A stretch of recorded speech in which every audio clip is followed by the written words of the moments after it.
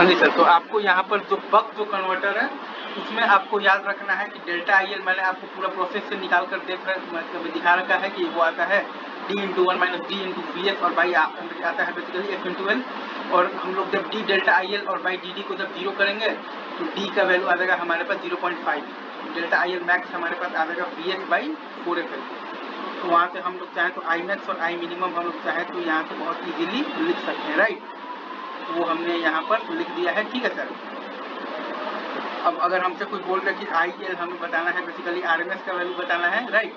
तो वो अच्छा फिर आई एल एवरेज तो खैर हमारे पास आई नोट है और आई एल मतलब कि आरएमएस है हमारे पास आई एल एवरेज का होल स्क्वायर मतलब कि आई नोट स्क्वायर और प्लस आ जाएगा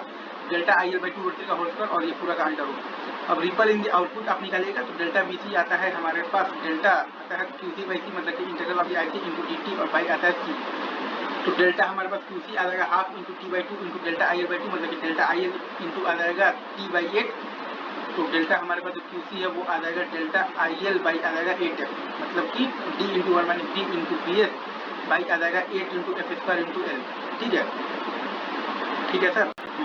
तो डेल्टा बी सी हमारे पास आ जाएगा D into one minus D into B S by आ जाएगा 8 into F square into L C. अब देखिएगा तो क्रिटिकल जो इंडक्टेंस है आई एल मिनिमम को जीरो करना है, तो वहाँ से हमारे पास आ जाएगा मतलब कि आई नॉट एवरेज बराबर आ जाएगा डेल्टा आई एल बाई 2, तो आ जाएगा D B S by R बराबर आ जाएगा D into one minus D into B S और बाई आ जाएगा 2 into F into L C. तो एल सी का वैल्यू हमारे पास आ जाएगा R into one minus D by आ जाएगा 2F, एल सी आ जाएगा ये। तो वन माइनस डी हमारे पास आ जाएगा 2F एल सी और बाई आर, तो डी हमारे पास आ जाएगा 1 minus 2F L C by are,